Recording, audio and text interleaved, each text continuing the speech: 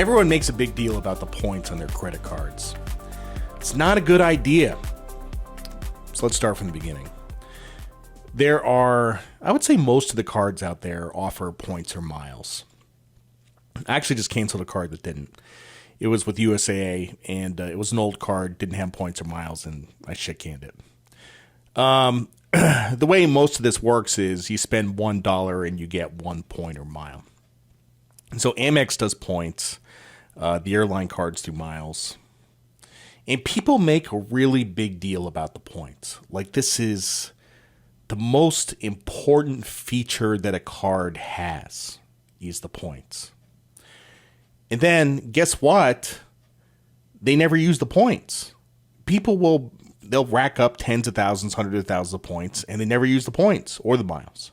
They just let it sit there. And then they expire.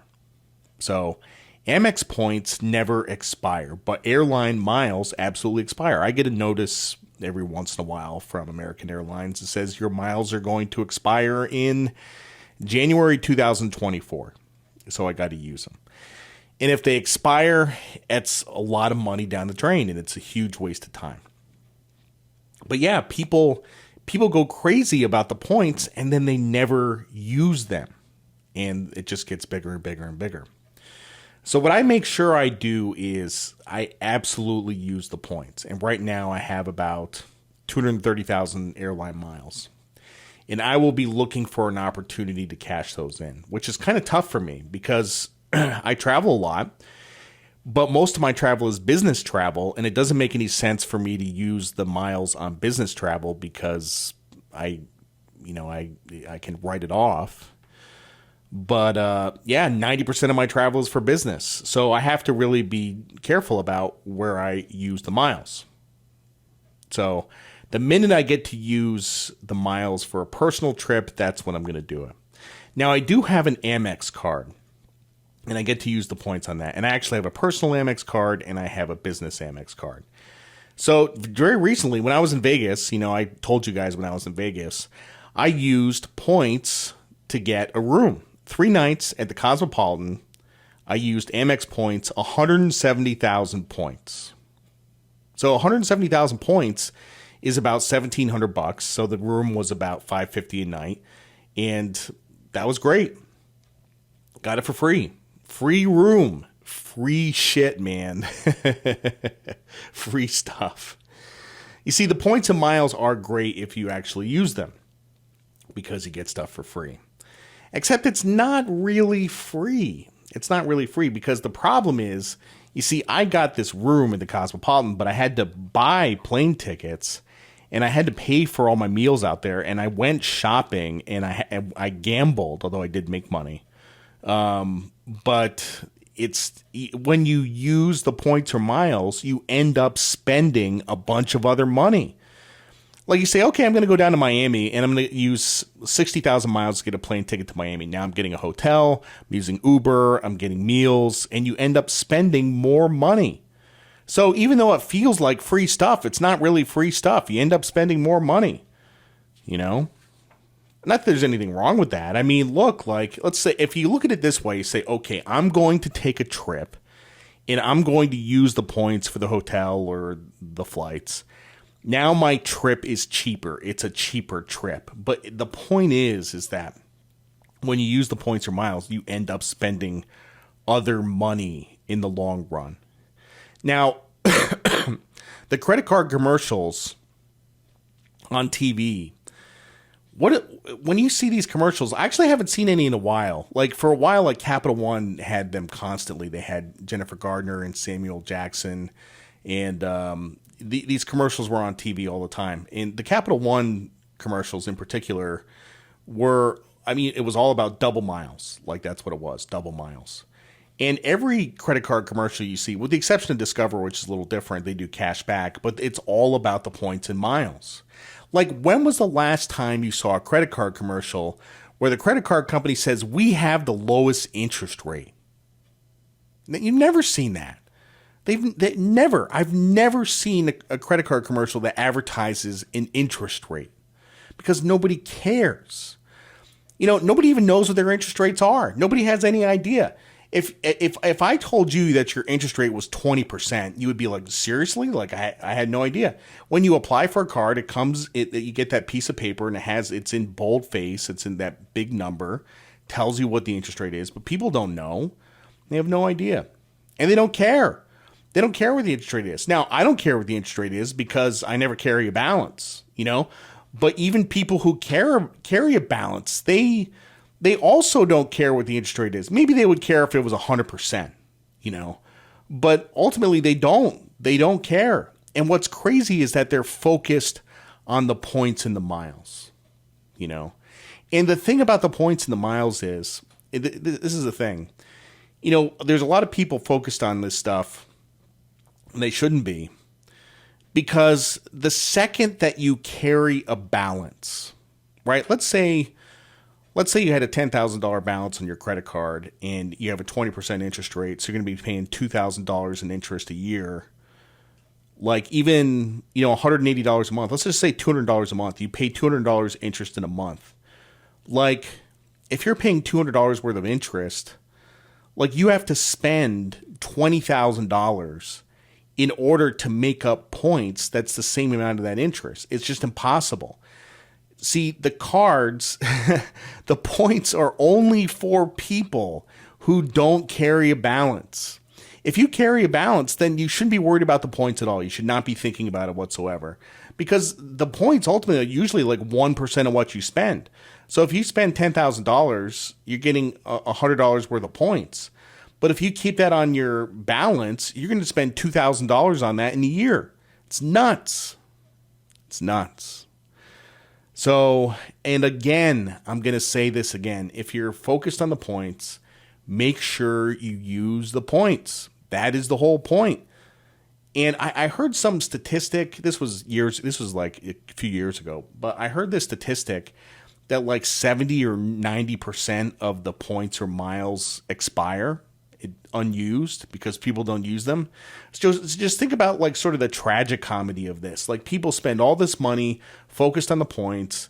They accumulate these points. They don't use them. They disappear. And in the meantime, they're carrying a balance and they're paying huge amounts of interest on the balance. Man, I mean, the credit card companies, like that's a pretty good business, get people all focused on the points and then hit them with the interest. So, I use the miles.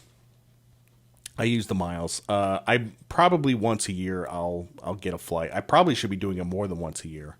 But the thing with using miles for a flight, I have status on American and I love the status and it's great. And I get upgraded pretty frequently, at least half the time. And if you pay for a flight with miles, then you can't get upgraded, which kind of blows. Like, I just have to know going into it, like, okay, I'm going to get a free flight, but I'm definitely flying coach, So American Airlines does have this thing called Executive Platinum, which is their highest level of status. And the Executive Platinum people can get upgraded if they pay for a flight with miles, but I cannot. So anyway, now the funny thing is that, I used to be in the Coast Guard. And I didn't do a lot of travel for the Coast Guard. I did some. I mean, first of all, I was on a ship for 2 years, so I did that. And then I was working in an office, and I took a couple of trips. But back in the late 90s, the government would not let government employees accumulate miles and points on government credit cards. Like, you couldn't have airline miles. You couldn't have any of that stuff. And that's, that was kind of a bummer. And they've since reversed their policy. And now they allow government employees to accumulate points and miles. And there's some government employees that have millions of miles and points because they travel all the time for work. So a friend of a friend is a guy works for FEMA, and this is the thing I don't know anything about. So I have points and miles on the credit cards, and I have status on the airline, but I don't have any hotel rewards programs, and I feel like I'm missing out. I feel like I should really be doing this because I think people get some pretty good rewards with hotels. But this guy, like, he'll go to Tokyo and have like some giant suite. He gets upgraded all the time into these huge suites. I mean, it sounds amazing. This is a guy that works for FEMA, is it's amazing. So I don't have any problems with that. I really don't. Because like, I mean, if that's a benefit of using the card or using hotels, then just take advantage of the benefit. I don't have any problems with, no ethical problems with government employees taking advantage of that stuff. So I'm actually jealous of them. I think it's amazing. But everybody likes free stuff. People like free stuff, man. Except it's not free. Right? Because let's say you're traveling to Miami and you're getting a $700 round trip ticket, okay? You have to spend $70,000 in order to get that round trip ticket. And for a lot of people, like, I mean, most people I would say put $20,000 on a credit card a year, right? So that's like 3.5 years worth of spending just to get one round trip ticket. I mean, you have to spend a lot of money. So that's why I don't really focus on this stuff. You know, they give you about 1% of what you spend. And the double miles ones give you about 2% of what you spend. I have a Discover card. So Discover card does cash back. And like every quarter, they'll have a deal where they'll give you 5% cash back on stuff. So this month it's gas, or this quarter it's gas. So I'm getting 5% cash back on gas, but I'm capped at $75. That's the most I can get back is $75. So, but the lesson here is that you have to spend a lot of money to get free stuff, hundreds of thousands of dollars. And if you think about it, that room in Vegas I had to spend $170,000 on Amex to get that room in Vegas, right? So how much do I spend a year? I mean, I spend a decent amount, probably less than some people, more than other people, but I probably spend about $80,000 a year on my credit cards, maybe less, maybe 60, 70, somewhere in that range, you know. And for my business, I probably spend another 30. So let's say $100,000 a year is what I spend. Okay. So basically I'm getting $1,000 a year of free stuff, which is really not that much. You know, but again, you have to use it. It does you no good if you don't use it. So those are my thoughts on points. Now for my thoughts on baseball.